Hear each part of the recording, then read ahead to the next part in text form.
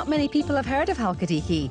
It's a beach destination on the Greek mainland in Macedonia that mainly attracts a knowing local crowd from neighbouring Thessaloniki, Greece's second city, and a gateway to the region. The geography is a largely undeveloped mountainous interior, overlooking 3 peninsulas that jut out into the Aegean. Cassandra is the closest peninsula to Thessaloniki, though it's also the most overdeveloped, and for the most part it's worth skipping.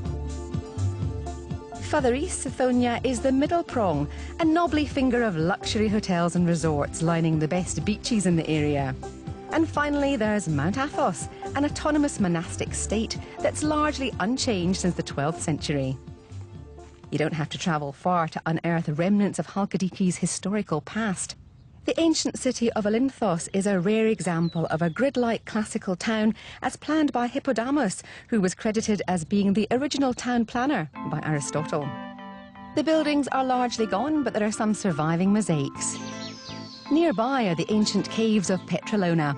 This important archaeological site not only offers an 800-metre walk through unearthly stalagmites and stalactites, but also a wonderful museum of artefacts excavated from the area, including this skeleton of the oldest European human ever discovered. Sithonia is the most attractive part of Halkidiki. The resorts are less cluttered than Cassandra, and the beaches are less crowded. The best ones are hidden away in secluded bays, where the sands are gently shelving. This, coupled with a lack of boisterous nightlife, means the area largely attracts younger families who prefer to shy away from the antics of the livelier Greek islands. Porto Carras is not only a world-class resort in Sithonia, but a sign of Halkidiki's commitment to responsible development. This is where the first European constitution was drafted in 2003, when the world's political elite descended.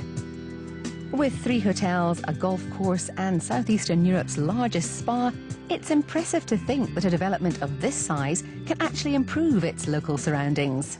We built only the 1% of the area, and we give big attention to the whole area to be very peaceful, untouchable.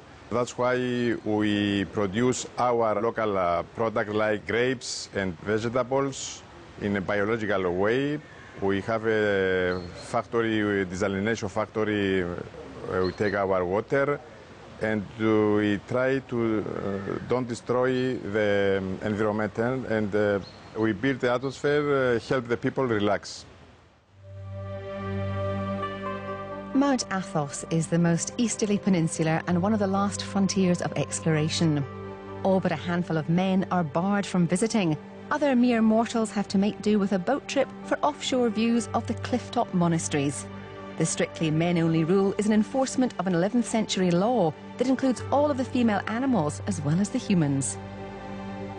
Most of the monasteries were founded in and around the 10th and 11th centuries. Despite peaking with some 20,000 monks, around 2,000 reside there today, spread among 20-odd communities. On the border of Mount Athos is Eagle's Palace. This 5-star boutique hotel has also won awards for its care of the environment. It's a classic example of how Halkidiki is marketing itself to the world, learning from the mistakes of some of the islands and creating a sustainable alternative for tourists in search of more beach and less bars.